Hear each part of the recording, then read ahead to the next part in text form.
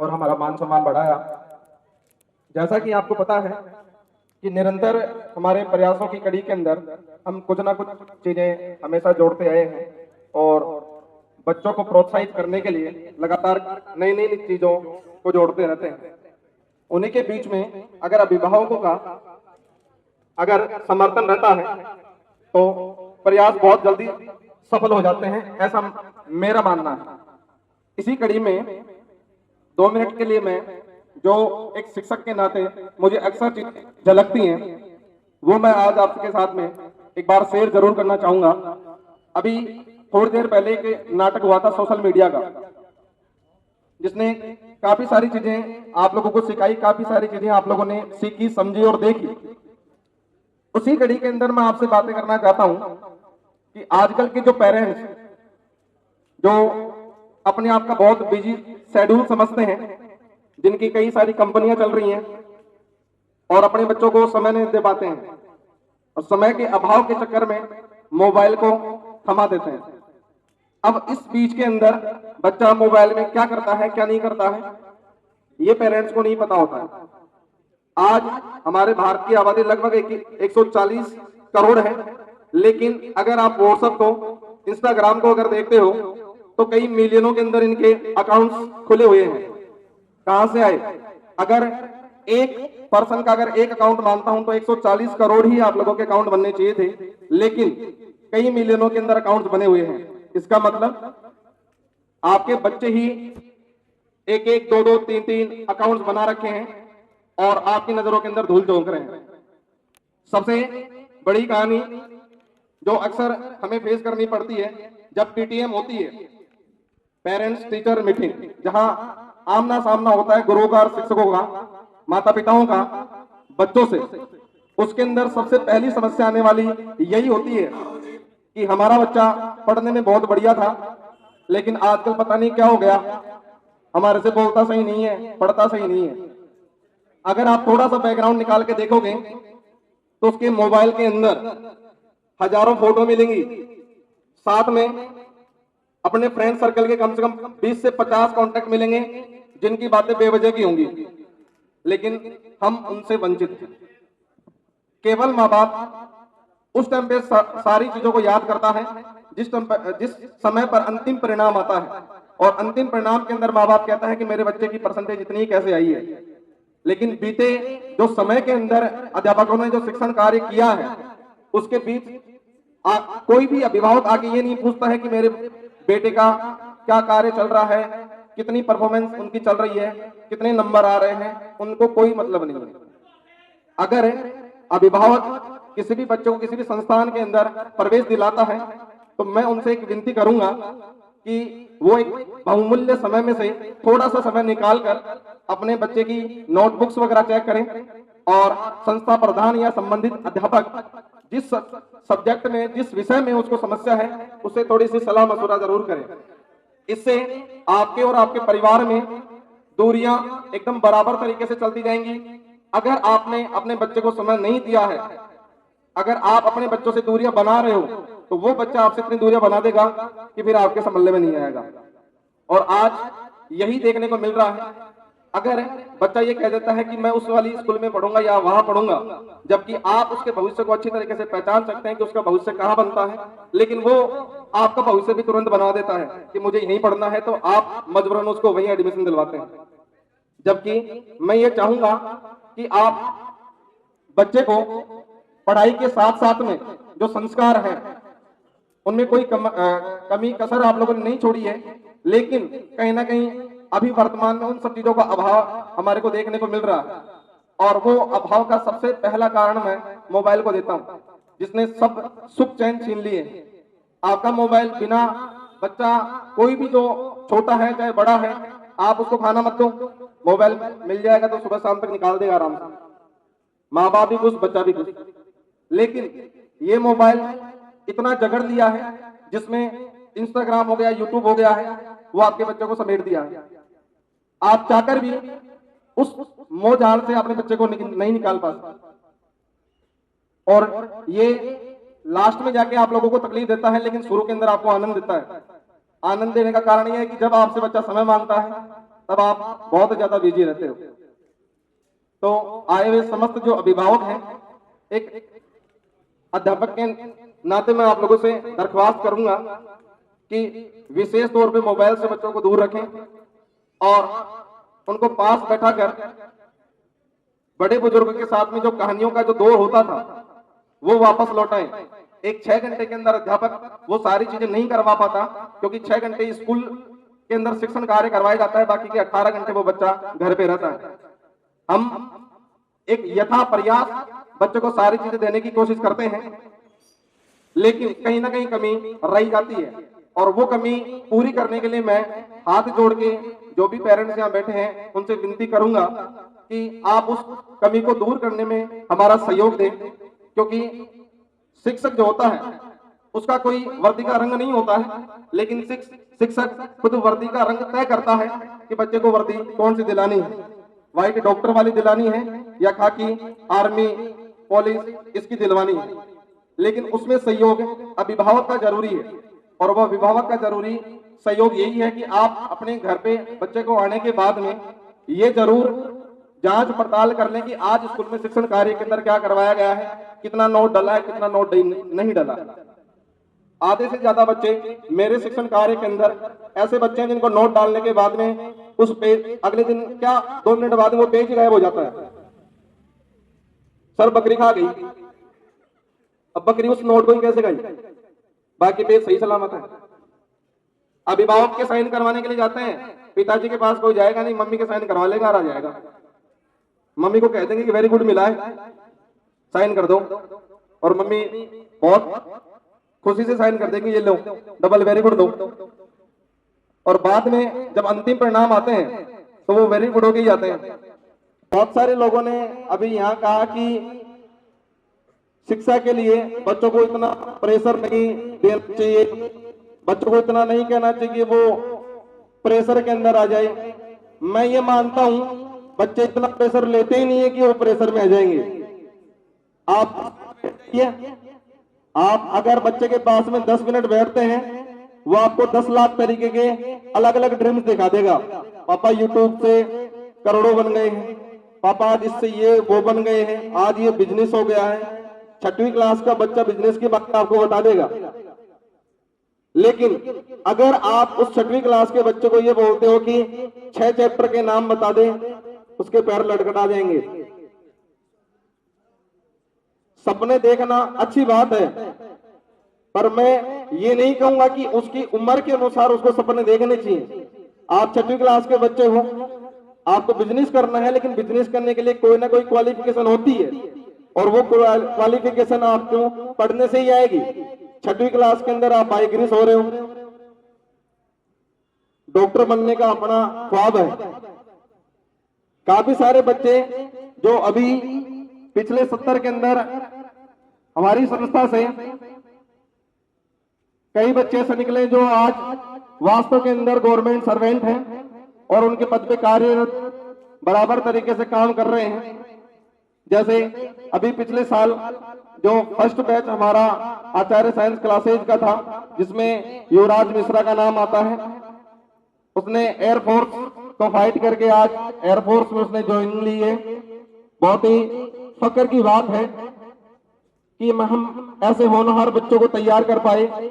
इसी बीच में एक स्टूडेंट रही है, और इसी में एक बच्चा है जिसने भी करंट में एयरफोर्स का पेपर फाइट किया है। शुभम वर्मा हमारे बीच में बैठा है, और इसलिए मैं एक लड़की जिसका भी मैंने जिक्र किया है, स्नेहा कुमार, जिसने अभी राजस्थान पुलिस के अंदर सिलेक्शन लेके जयपुर पोस्टेड है। तो मैं आप लोगों से गुजारिश करूंगा कि अगर आप लोगों ने वास्तव में सपने लिए हैं तो उसके अनुसार हमारे को मेहनत भी करनी चाहिए। कई बच्चे ऐसे हैं, कई माँ बाप ऐसे हैं जिनमें आज वर्तमान का रेशो ये कहता है कि अगर 12th क्लास में 10th क्लास में अगर 100 बच्चे बैठे हैं, उनमें 70% बच्चे बायोलॉजी के अंदर जाते हैं, 10% बच्चे मैथ में जाएंगे, बाकी बच्चे आर्ट्स में चले जाएंगे, क्योंकि कॉमर्स का थोड़ा सा स्कोप कम हो गया है। एग्रीकल्चर वगैरह सब साइंस स्ट्रीम में ही आ जाते हैं। लेकिन अब 70% बच्चों के अंदर सभी माता पिता इतने काबिल नहीं होते हैं कि नीट डॉक्टर वगैरह की इनकी तैयारी करवा सके, लेकिन फिर भी वो चाहे मकान के ऊपर लोन लेना पड़े, किसी से उधार लेना पड़े, न जाने कहीं ना कहीं से जुगाड़ करके आप लोगों के लिए पैसों का अरेंजमेंट करते हैं। और मेरा व्यक्तिगत अनुभव है, ये चीजें मैंने देखी हैं। आप सिक्कर चले जाओ, जयपुर चले जाओ, कहीं पे भी कोटा जिसको सुसाइड नगरी कहा जाता है, तकरीबन 1-1.5 महीने में एक फांसी का बंदा लटक ही जाता है। उसमें कारण कहां होता है? बच्चे जिनको यहां से तैयार करके माँ बाप उनके सर के ऊपर हाथ रख के ये कहता है कि बेटा मैंने ये कर्जा तेरी पढ़ाई के लिए लिया है और तू, मैं आशा करूंगा कि तू इस पैसे को बाद में चुकाएगा, लेकिन पहले अपना जो टारगेट तूने लिया है उसमें तू सक्सेस होकर घर लौटेगा। लेकिन बच्चे के ये सारी चीजें सिर्फ 5 दिन तक रुकती हैं और 5 दिन बाद में उसकी अदागिरी वहां जाने के बाद में चालू हो जाती है, क्योंकि उसको रोकने टोकने वाला वहां कोई नहीं होता है। जब उसको बीच बीच में ये पता लगता है कि मेरे माँ बाप ने कहीं से कर्जा लेके मेरी पढ़ाई के लिए पैसा इकट्ठा किया है, लोन लिया है, अब मैं इस काबिल नहीं रहा, अब मैं इस जॉब को नहीं ले पाऊंगा, और इसके चक्कर में वो सुसाइड कर लेते हैं।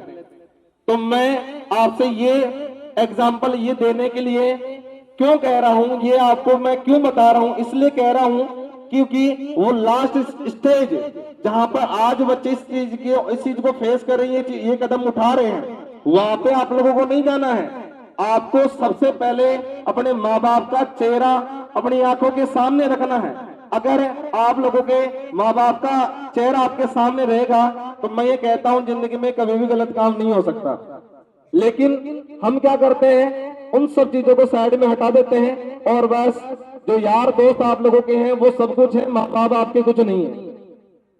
अगर माँ बाप आपको ये कहता है कि ये चीज आपको करनी है, तो कोई बच्चा ये कहता है कि ये मेरे को ज्ञान दे रहा है, ये क्या जानता है, ये मेरे क्या सिखाएगा।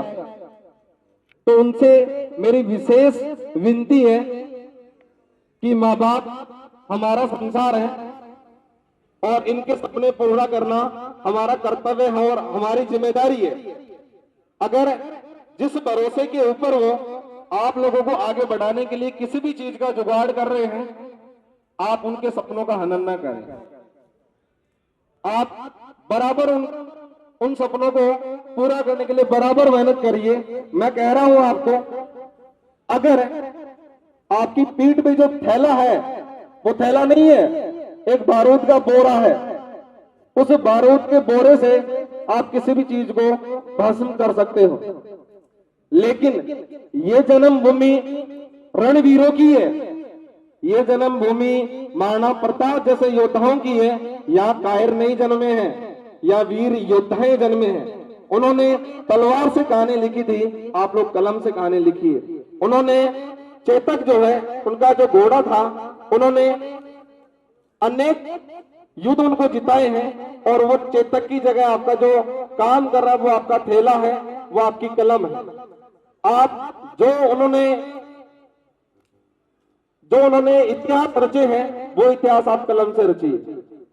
लेकिन हम इन सब चीजों को ड्रॉप आउट करते हैं। जब भी आपको इस चीज का अनुमान लगता है कि हम कुछ नहीं कर सकते हैं, तो मैं आप एक छोटा सा एग्जाम्पल आप लोगों को दूंगा। जब भी आपको ये लगे कि मैं कहां हूं, मैं तो बहुत बड़ा हवा में उड़ रहा हूं, तो मैं एक छोटा सा एग्जाम्पल दूंगा। कभी भी आपको मार्केट की तरफ या किसी भी सिटी में जाने का मौका मिले तो एक बार फुटपाथ के जरूर दर्शन करिएगा, आपको असलियत का पता लगेगा कि हम कहाँ हैं, हमारी शिक्षा कहाँ है, हमारे माँ बाप हमारे लिए क्या किए हैं। एक फुटपाथ पर रहने वाला बच्चा जब ये कह सकता है कि भैया मुझे शिक्षा लेनी है, मुझे पढ़ना है, वहां पे आपका दिल पिसक जाएगा। आपके घर वाले आपको इतना कुछ पढ़ा लिखा रहे हैं, आपको जहां 2 रुपए की पेंसिल आती है वहां पे आप लोगों को छल्ला लगी हुई 50 रुपए की पेंसिल चाहिए होती है, जबकि काम दोनों का वही है। लेकिन फिर भी हम इस चीज को नकारते हैं कि हमारे माँ बाप कुछ नहीं करते हैं। ऐसा क्यों हम उनके सपनों को हनन कर रहे हैं? जब एक छोटा सा बच्चा, एक थैली चुगने वाला बच्चा, एक गार्बेज उठाने वाला, जो थैली चुनने वाला जो बच्चा है, वो ये कह सकता है कि मैं ये थैली चुनने का काम अपने बड़े भाई को पढ़ाने के लिए कर रहा हूं, तो फिर हम कहां हैं? ये एक रियल वाक्य था। या इसी मंडी गेट के पास मैं शाम को होके निकल रहा था, यहाँ पे एक छोटा सा बच्चा मिला कि भैया खाने के लिए कुछ पैसे दे दो। बोला कि तो इतनी सी उम्र में ये काम क्यों कर रहा है, घर पे और कौन कौन है? बोला कि पापा है, पापा दारू पीते हैं, मस्त रहते हैं, मम्मी बीमार रहती है, बड़ा भाई पढ़ना चाहता है, अब भैया पैसे कौन लगाए? तो मैं ये थैलियां वगैरह, ये बोतल वगैरह चुनता हूँ, ये दारू वगैरह की बोतल उठाता हूँ, इनको बेचता हूँ, इससे जो पैसे आएगा इससे मैं मेरे भाई को पढ़ाऊंगा। जब एक 6 साल का बच्चा, 7 साल का बच्चा इतनी सोच रख सकता है, तो हम क्यों नहीं रख सकते हैं? हमारे माँ बाप तो हमारे लिए सब कुछ कर रहे हैं, लेकिन ये सारी चीजें आपकी धरी की धरी रह जाती हैं और ये सिर्फ एक दिन का काम करती हैं। आप लड़ो नहीं, ये गलत बात है। आप तैयारी नहीं करो, ये गलत बात है।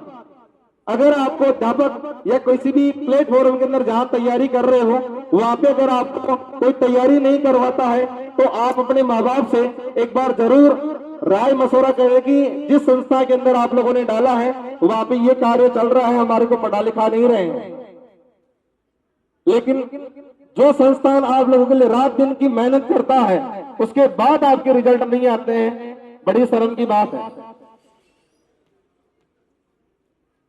आप लोग सिर्फ एक दिन के अंदर पढ़ाई करके 99% बनाना चाहते हैं,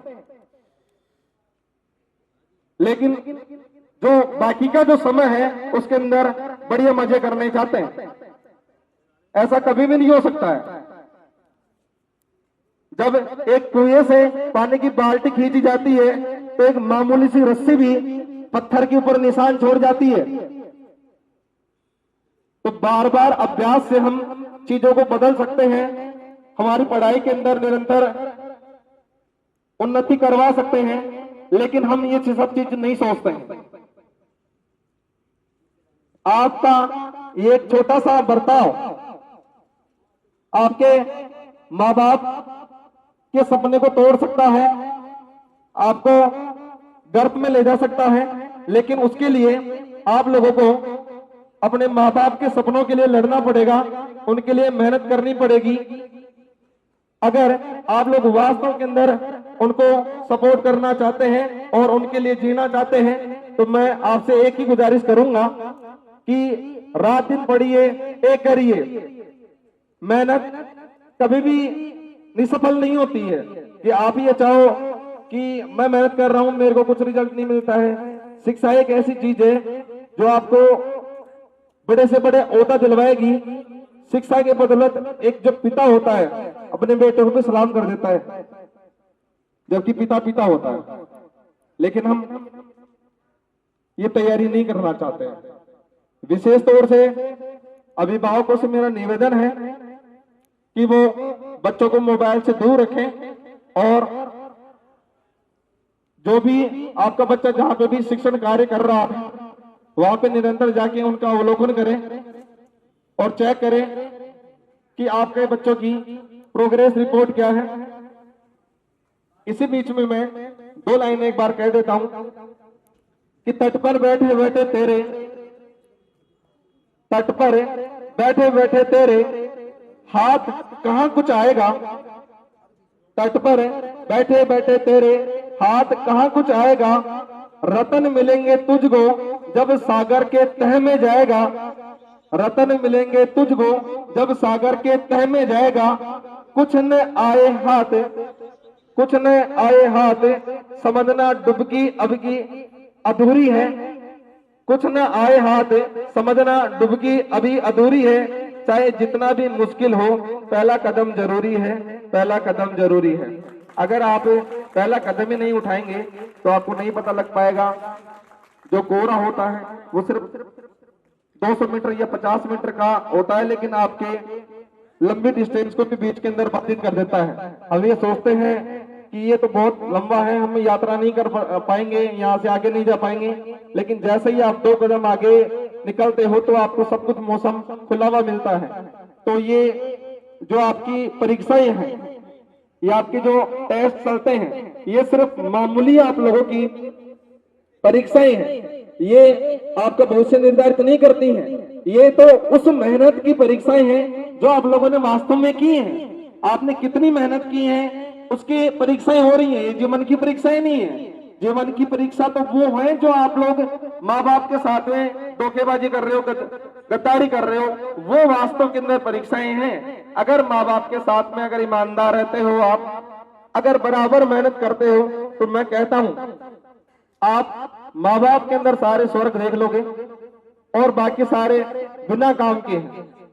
सिर्फ 2 दिन आप लोगों के सहयोग करेंगे, बाकी सारे खत्म है। लेकिन आप अपने माँ बापों का सपनों का हनन न करें और जी तोड़कर मेहनत करें। मैं कोशिश करूंगा कि ये आचार्य साइंस क्लासेज का जो प्लेटफॉर्म है, ये आपको वो सारी चीजें प्रोवाइड करवा पाए जो आप लोग चाहते हैं, तथा हमारा हमेशा निरंतर यही प्रयास रहता है कि हम जितना हो सके बच्चों को नामात्र शुल्क के अंदर बच्चों की तैयारी करवा पाए। इसी कड़ी में अभिभावकों का भी काफी सहयोग रहता है और पिछली बार एक कड़ी इसमें और जोड़ी है आचार्य लाइब्रेरी, जो बच्चा या अध्ययन करता है उसके लिए फ्री ऑफ कॉस्ट लाइब्रेरी है। आगे भी हम निरंतर प्रयास करेंगे कि और भी इसी श्रृंखला में कुछ नया जोड़ें। तो सभी माँ बापों से मेरा निवेदन है कि वो मोबाइल से बच्चों की दूरियां बनाकर उसका भविष्य सुधारें और उनका थोड़ा सा सुबह शाम जैसे भी समय मिलता है उनको समय जरूर दें। अगर आप समय नहीं देंगे तो वो कल को आपको बाहर फेंक देगा और इसकी जिम्मेदारी आपकी स्वयं की होगी। और इसी बीच में मैं आगे की प्रोग्राम को लगातार चालू करवाता हूं, क्योंकि काफी समय हो गया है बोलते हुए, समय का थोड़ा सा अभाव है। देखो तालियां बजी हैं और इतनी देर जो बातें बताई उसके लिए तालियां नहीं बजी है। वाह, धन्यवाद, आप लोगों ने इतना समय दिया है, आपका बहुत बहुत शुक्रिया।